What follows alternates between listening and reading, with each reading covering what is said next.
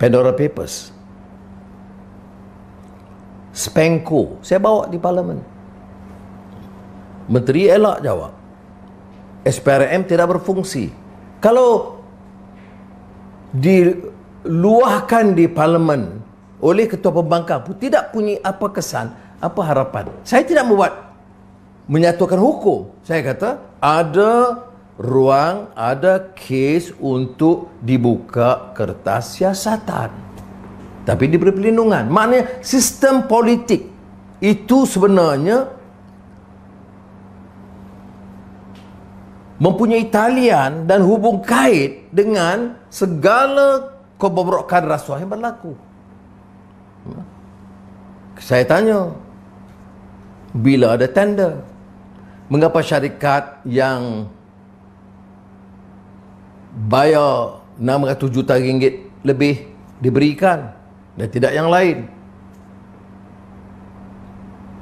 Siapa punya kepentingan? Menteri Kewangan yang mana yang dulu-dulu? Mengapa dibiarkan?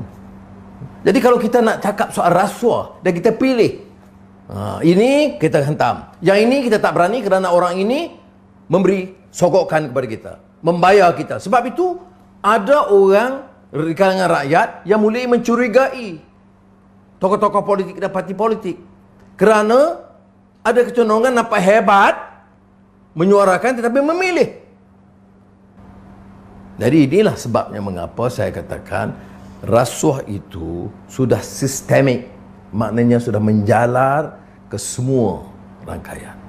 Kalau tidak kita selamatkan, yang akan menjadi mangsa rakyat. Ada yang menggesa atau ada bukan? Ada yang sekarang ini kecenderungan pemikiran yang kemudian lemparkan semua tuduhan kepada orang politik. Saya tentunya ingin bertanya, mengapa sebuah orang politik? Siapa yang ambil balak? Siapa yang curi saham? Siapa yang dapat kontrak? Siapa yang punya kekayaan melimpah ranah? Dan mengapa harus disamakan semua? Keadilan itu adalah manakala diletakkan sesuatu termasuk pertuduhan pada tempatnya. Tak kira sama ada dia Melayu atau Cina atau India atau Iban atau Kadazan. Tak kira sama ada dia itu bertai atau bersongkok atau berserban atau berjubah. Tetapi mesti dilihat kepada pelakuan atau salah lakunya. Kerana ramai yang sekarang ini menimbulkan kekeliruan, guna Islam, guna Melayu, tapi melindungi rasuah. Itu saya tidak mengerti sama sekali kerana apa arti budaya Melayu dan kehebatannya, apa arti Islamnya tanpa etika dan akhlak. Oleh demikian, saya mohon kepada semua rakyat untuk bangkit, memberikan pandangan dan menyatakan cukup. Kalau sekadar kita hanya berikan satu slogan, kami menolak rasuah, semua menolak rasuah. Jadi saya ingin gesa rakyat untuk lihat masalah rasuah ini sebagai bencana, jenayah yang akan menyebabkan rakyat terutama yang miskin itu terus derita. Bukan saja projek besar-besar.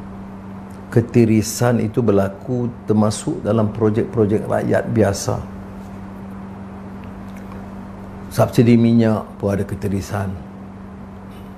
Bantuan-bantuan rakyat pun ada ketirisan. Ini yang disebut oleh Ketua Audit Negara. Tahun demi tahun tanpa apa tindakan.